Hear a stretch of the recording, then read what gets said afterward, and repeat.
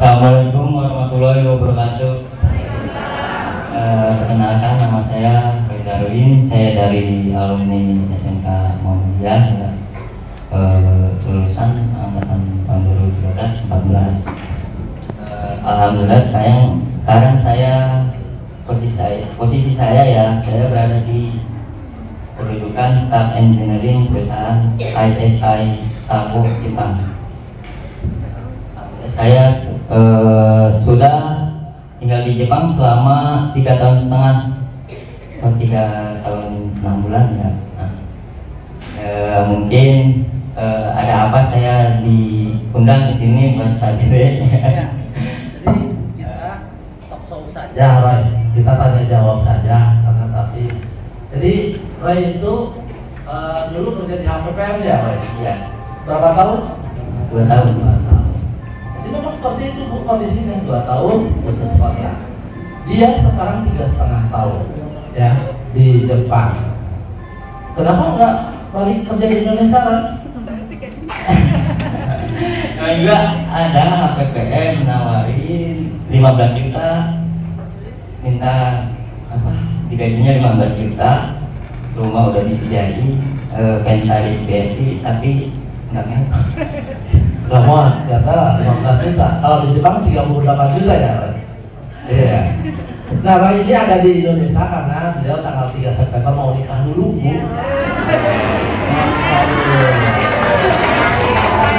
Kalau nikah dulu, ya pintar, Bu. Jadi ngumpulin modal. Sekarang itu modalnya udah banyak. Masya Allah. Jadi memang dulu untungnya tidak jatuh dikeluarkan oleh sekolah ini. Ini benar-benar inspiratif kita. Jadi memang ada anak yang 2015 juga yang ke Jepang. Terus terakhir ada juga anak yang 2019 juga. Tapi ini lebih monumental, artinya dia lebih inspiratif, ya, dengan perjuangannya. Jadi Roy dulu waktu sekolah biaya sendiri nggak? Jadi biaya sendiri dengan modal jahit boneka.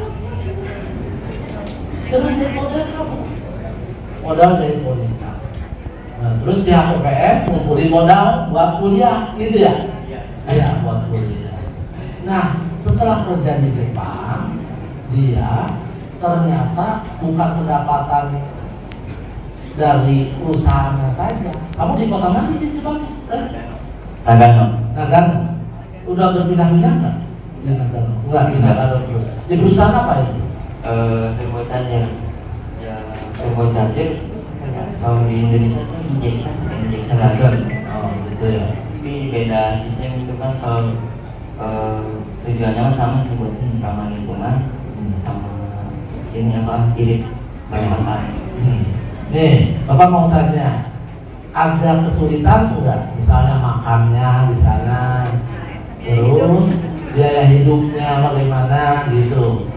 Kamu dengar-dengar tadi gajinya 38 juta, itu sudah makan? Itu sudah makan, Pak. Udah makan?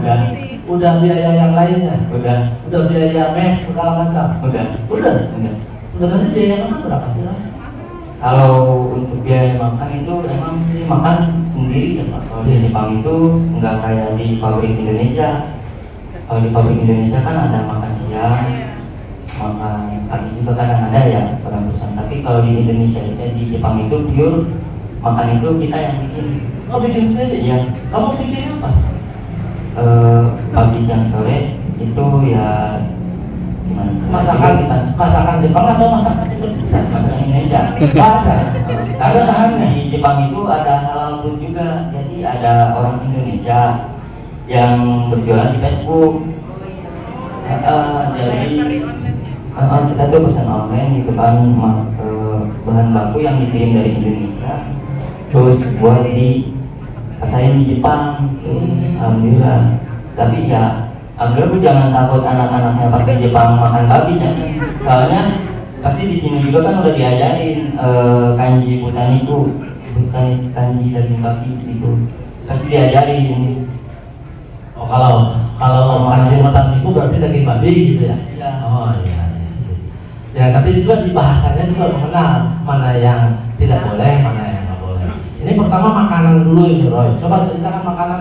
Misalnya ada nggak di sana karedok gitu misalnya Roy? Ada. Oh ada. Karedok ada berarti Bapak Ibu jangan lupa. Ya. Jadi ada ya karedok gitu. Itu belinya gimana belinya? Kita sendiri. Oh bikin. Gitu. Jadi bahan bakunya kita pesan di online, tapi sampai rumah ya kita bikin sendiri. Tapi dulu jadi ketahuan kita jago masak apa enggak. Kalau jago enak, kalau enggak ya udah. Soalnya masakan sendiri enak-enak pasti dimakan juga. Kata orang ini enggak enak, tapi bikinnya sendiri enak. Aduh enggak enak. Betul.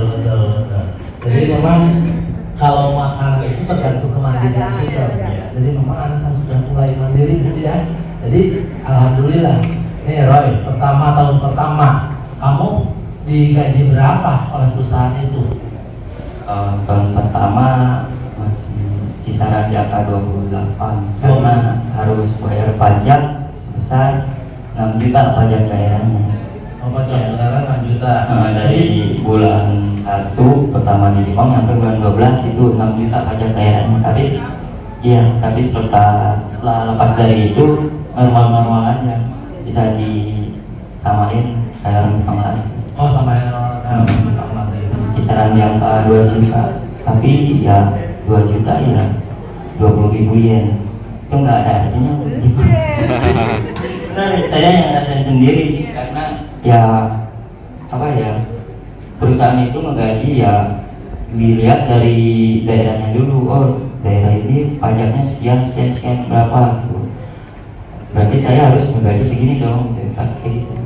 Soalnya orang Jepang itu istilahnya selalu kalau bahasa Inggrisnya lifestyle ya Pak, memikirkan perasaan orang lain. Nah kalau di Jepang kan bahasa Jepangnya ninjo, jadi memikirkan perasaan orang lain. Karena kalau orang Jepang itu nggak menyulitkan orang lain Bu, apa-apanya sebenarnya dimudahkan. Ya sama ibu-ibu sekarang juga udah kerasa sendiri kan, mesin cuci dari mana? Jadi sekarang enak nggak? Nah, nih, gini, Bang.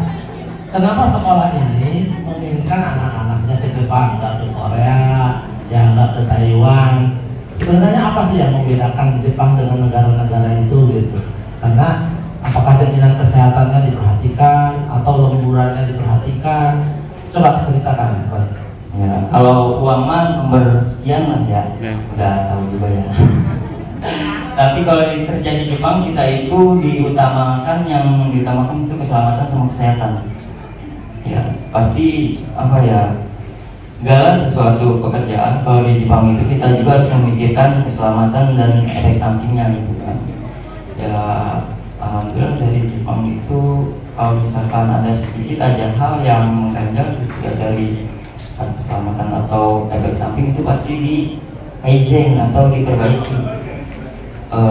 Nggak asal gitu, itu yang harus diperhatikan. Soalnya kan sekarang ini kita memperkerjakan karyawan, otomatis karyawan itu bisa kerja karena apa? Karena sehat, karena selamat kan. Nah untuk orang Jepang sendiri itu lebih memperhatikan kayak gitu kan, dari kenyamanan si pekerjanya, kesehatannya, terus dari batinnya juga dipikirkan. Nanti tuh kalau di perusahaan Jepang tuh setiap 6 bulan sekali itu ada suruh ngisi angket. Angketnya tuh berisi kayak kamu kerja di sini stres nggak sih gitu kan. Kan kadang ada juga kan setiap pulang kerja itu nggak bisa tidur, ada yang kayak gitu kan karena stres mikirin kerjaan gitu kan. Terus ada pertanyaan di tempat kerja ada nggak yang ngebully kamu atau gimana, itu diangkat di situ. Soalnya dari kesehatan jiwanya juga dipikirkan ya. Soalnya emang ada beberapa orang di Jepang juga yang cara berpikirnya salah. Dia tuh stres karena pekerjaannya sendiri gitu kan, karena lelah atau gimana nggak bisa ngelakuin. Tapi karena semakin seiring berjalannya waktu, jadi Jepang itu kayak semacam bikin audit gitu. Bagaimana nih biar hal-hal yang udah terjadi sebelumnya itu nggak ada lagi gitu kan. Nah, kalau urusan, oh ya, kalau udah kita masuk di perusahaan Jepang itu apa ya, itu enggak pure kita kerja, enggak, tapi ada tes-tesnya juga belajar. Soalnya kalau di Jepang itu enggak kayak di Indonesia lagi ya, bukannya ngebanding-bandingin, itu emang benar. Kalau di Jepang itu dari atasan kayak semacam tingkatannya manajer itu bisa diturunin dulu itu ke operator produksi. Jadi biar semuanya itu ngerasain semua ya. Jadi otomatis kan kalau misalkan udah ngerasain semua, tahu kan kita kalau lagi di produksi di kantor gimana itu udah tahu kan. Jadi otomatis atasan itu nyuruh ke operator itu nggak asal semena-mena. Iya Bu, jadi ya karena udah ngerasain pasti dipikirkan, oh gue waktu di bawah gini nih, jadi kayak gini, kalau gue nyuruh kayak gini gue nggak bisa dong, nanti si anaknya gimana gitu kan. Nah itu intinya di Jepang itu anjing daichi kalau bahasa Jepang, kalau ini terus safety. Oh iya. Iya. Kalau uang mah ya namanya sekian lah, udah jangan dibahas lagi ya Bu. Kalau uang mah di Jepang ya menyesuaikan dengan prestasi. Baik. Kok dari 80 juta, 28 juta pendapatan tahun pertama, tahun ketiga bisa nyampe 38 juta, itu gimana? Lihat prestasi atau gimana? Kalau itu sih dilihat dari lama kita bekerja. Oh gitu. Iya. Lama kita, semakin kita lama bekerja semakin naik tinggi. Jadi nggak mesti kita naik jabatan. Nih Roy, sekarang ya. Ini kan Roy laki-laki. Nah, kalau perempuan itu di Jepang boleh nggak pakai jilbab? Boleh. Boleh. Boleh. Sholatnya gimana? Kalau sholatnya itu orang Jepang bisa ini apa, toleransi, nggak kayak di Indonesia. Ya mungkin kita bisa menyampaikan apa yang kita butuhkan, apa yang kita inginkan ke orang Jepang, terus jelaskan secara detail. Kalau kita tuh dari Muslim kan, kita ada jam-jamnya buat ibadah, jam sekian, jam sekian, jam sekian. Nanti orang Jepangnya mikirin nih, oh kamu Muslim, kamu Islam gitu kan. Oh berarti jam segini, jam segini. Dia tuh jadi bikin fleksibel gitu. Misalkan kita jam 3 asar kita sholat nih Bu ya, nah di jam 6 kita tuh istirahat. Nah jadi di waktu istirahat di jam 6 itu dipindahin ke jam 3 buat itu sholat ya. Tapi itu hanya beberapa perusahaan, tapi kebanyakan kalau misalkan kita ini dari Muslim itu orang Jepangnya langsung ngerti, oh kamu Muslim, kamu jam segini, so silakan ibadah dulu kayak gitu. Karena orang Jepang nggak ada sedikit pun 1% pun memberatkan kepada pekerjaannya. Ada segalanya udah dipikirin sama orang Jepang. Karena kan orang Jepang kita untuk menghasilkan produksi yang berkualitas tinggi itu ya kita harus dilihat dulu dari pekerjaannya pikirannya sehat atau enggak atau gimana ya kan. Apa ya, intinya ya yang diutamakan itu kualitas sama keselamatan kerja di Jepang itu. Kerjanya berapa jam kerjanya gitu? Kerjanya sama 8 jam. Katanya kan dengar 16 jam gitu ya Pak ya? Enggak ada. Jepang lebih 8 jam dan iya. sampai 12 jamnya sama iya. gitu ya? Jepang itu lebih humanis Bu, tahu persis kondisi SDM sumber daya manusia gitu ya. 16 jam jadi. Iya. Nggak, kalau kerja tetap 8 jam. Ya, tapi kalau misalnya ada lemburan mungkin ya beda lagi ya. Sampai Gitu 12 ya. jam masih Beda. inilah gitu Iya, Pak ya. betul. Nah, Roy, di sana itu kamu menyatu nggak dengan orang pekerja dari Jepang? Menyatu. Oh, jadi ada juga pekerja dari Jepang nih. Oh, ada. Oh, ini satu apartemen. Oh, jadi hak dan kewajibannya sama, tidak dibedakan. Sama kayak beda. Nggak bedakan. Nggak. Oh, gitu ya. Ya. Tuh, ada yang tanya apakah kamu Kerjanya di shift apa? Di shift. Itu gimana perusahaannya Bu? Kalau misalkan itu perusahaannya besar pasti ada sisanya, tapi kalau biasanya kebanyakan shift pagi semua. Shift pagi. Sore gitu ya.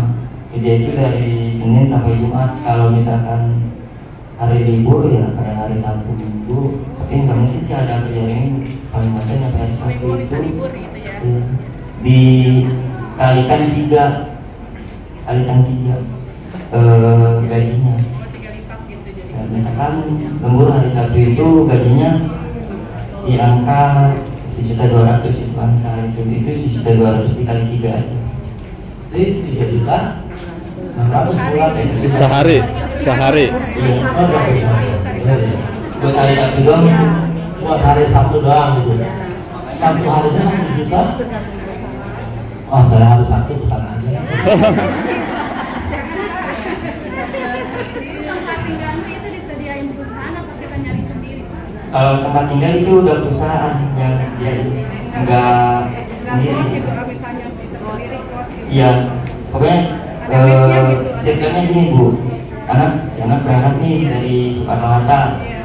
turun di Bandara Haneda, Iya. kemudian Narita, ya itu tuh begitu turun langsung dibuatkan dari visa kerjanya, alamat dia tinggalnya di mana, perusahaannya apa, pokoknya statusnya jelas. Kalau misalkan di Jepang statusnya nggak jelas itu nggak akan bisa. Itu kalau misalkan sekedar apa ya, Jai Yokado namanya itu. Mana? KTP. Oh, Pak. Ya.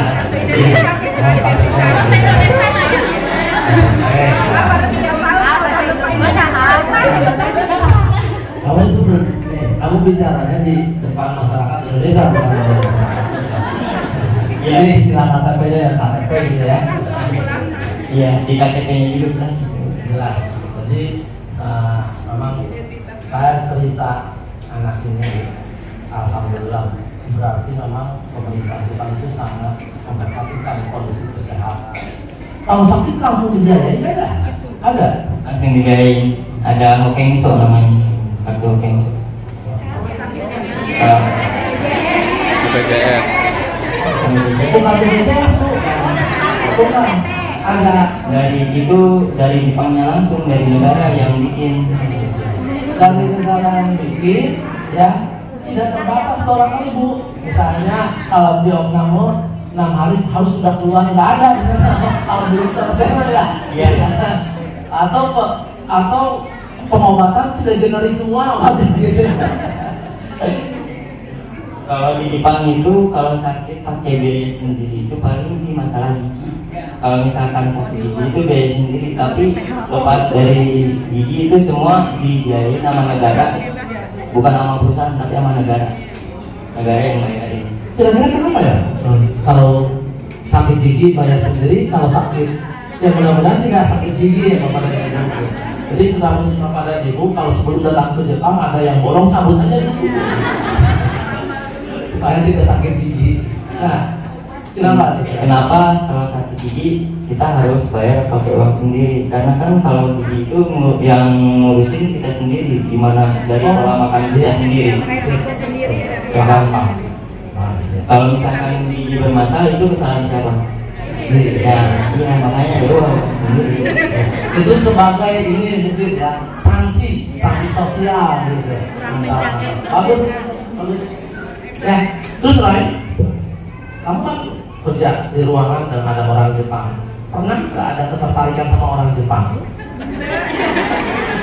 Kemarin 1,5 tahun sih pacaran sama orang Indonesia. 1 tahun setengah bayar dengan orang Jepang. Kok mau kawin dengan orang Tirtamu ya sekarang? Dia mau kawin dengan orang Pasir Malang Bu. Gitu ya, tapi itu jodoh ya Bu ya. Ya, tapi mudah-mudahan cerita ini menginspirasi kita bagi Bapak dan Ibu. Coba bayangkan Bapak dan Ibu, kalau misalnya jangan kan 25 juta aja, gitu ya 25 juta aja. Biaya hidup paling 5 juta selesai ya. 5 juta itu udah anaknya boros banget. Boros 5 juta itu. Iya. Berarti kalau 5 juta itu udah termasuk boros, 20 juta udah ditransfer ke ibu dan bapak. Nah, artinya bapak dan ibu simpan buat masa depannya. Anaknya pulang 5 tahun ke depan berapa? 20 juta kali 12 nih berapa? 240 juta ya, 240 juta kali 5 tahun 1 miliar. Usaha apa 1 miliar lebih gitu ya. Nah maksud saya kerjasama antara orang tua dan ya, jadi anak juga tidak boleh selamanya di Jepang ya Roy ya. Iya, mereka juga harus menikmati tanah airnya, tapi udah punya mau. Nah, itu Bu, ya. Itu Roy. Terima kasih atas. Ada silakan Bu. Ya, mau tahu perjalanan Roy sampai berangkat ke Jepang itu gimana? Apa bolak-balik ke sekolah apa gimana? Proses perjalanan proses berangkatnya. Ya Bu, dia kan gini. Kebetulan dia beda, masuknya itu beda. Kalau ini dari sekolah ya, ini dari sekolah, ini dia dari HPPM ya. Dan kan kita menceritakan kehidupan di Jepangnya dulu. Takutnya kan saya bilang anak bapak dan ibu itu, bapak dan ibu tadi mukanya cemas-cemas, ini kalau anak saya di Jepang itu makannya gimana kan gitu ya. Terus kerjanya kan tadi ada bilang 14 jam katanya. Terus bisa sholat nggak kan begitu ya. Ini saksi hidup, saksi hidup. Saya tidak mungkin menceritakan kondisi di Jepang karena saya belum ke Jepang. Iya, ya. Tapi ini anak sudah ke Jepang 3 tahun setengah. Ternyata itu tadi yang diceritakan. Nah, perjalanan Roy ini pertama dia di HPPM 2 tahun. Dia anak memang pintar, berencana. Dari 2 tahun uang hasil kuliahnya itu dia hasil kerjanya di 2 tahun di HPPM dipakai kuliah di Unpad. Nah setelah kuliah di Unpad dia ke Jepang gitu. Iya, ini satu kalau ini. Tapi kalau ini nanti contoh, sebenarnya saya mencari testimoni yang langsung ke ini ya. Cuma anaknya masih di Jepang Bu. Tadinya kita mau apa? Oh ya, video call dengan namanya Rizky, orang TKJ Bu, anak TKJ Rizky. Ada yang kenal nggak ya? Cuma dia senantiasa kita upload di Facebook itu dulu cerita pengalamannya. Jadi seperti itu Bu. Jadi ada yang langsung dari SMK, ada yang langsung dia kuliah sendiri. Cuma pengalaman hidupnya di Jepang, mari kita gali kekhawatiran Bapak dan Ibu seperti apa. Ini saksinya ada di Jepang. Ternyata kesehatannya dijamin, semuanya dijamin, ya. Nah itu barangkali Bapak dan Ibu. Jadi prosesnya itu ya dia kebetulan dari perguruan tinggi memang, tapi dia alumni di sini. Proses hidup di hidupnya di sana tadi udah diceritakan oleh dia gitu. Ya jadi mungkin seperti itu Bu. Nanti kalau ini nanti kita ngambil dari yang lulus di sini langsung berangkat gitu ya. Ini iya. Jadi enak Bu, nanti yang ya nanti kita kebetulan dia tidak pulang Bu, tidak mau pulang ya.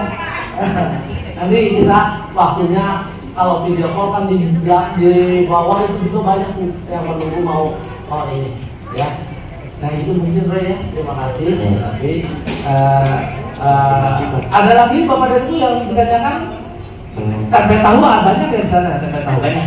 Ya, tempe tahu. Terima duitnya ya. Katanya Pak, Ya. dia kan mau nikah nih. Iya. Pengantin, apa istrinya lagi di bapak dia tinggal. Tinggal. Gimana? Istrinya mau ditinggal atau mau dibawa? Ditinggal.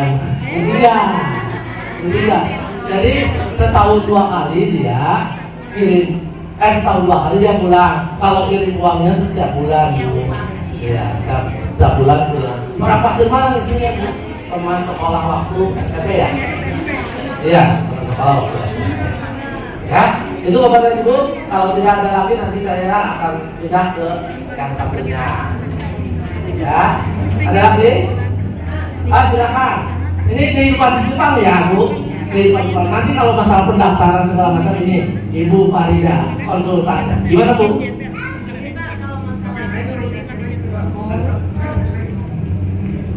Itu Pak Haji mana Pak Haji?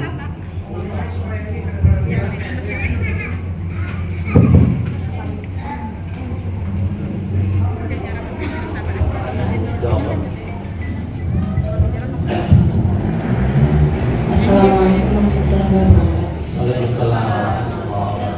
mau nanya, kalau masalah kan tadi katanya di Jepang itu kesehatan apa segala macam kan dipenuhi semua. Kalau seandainya terjadi di dalam itu kan kontrak kan sistemnya di kontrak apa gimana? Kalau kerja di Jepang apa sistem kontrak? Sistemnya kontrak Bu. 1 tahun habis kayak gitu nanti perpanjang. Kalau seandainya ada salah satu orang tua apa ibu yang meninggal apa bisa akan dikasih ulang apa gimana gitu? Oh, kalau misalkan untuk pulang terlalu berat sih Bu, soalnya kasihan juga sama si anaknya. Nah, pertama itu biaya sendiri, terus kedua bolak-baliknya capek juga. Soalnya kalau misalkan di Jepang memang itu dipikirin kalau misalkan ada orang terdekat meninggal, itu si anak itu diliburin selama 3 hari libur. Nah sekarang kalau ngomongin dari perusahaan cuma 3 hari ngasih, terus kita mau cuti gitu Pak, cuti taruhlah 2 minggu ya. Kalau 2 minggu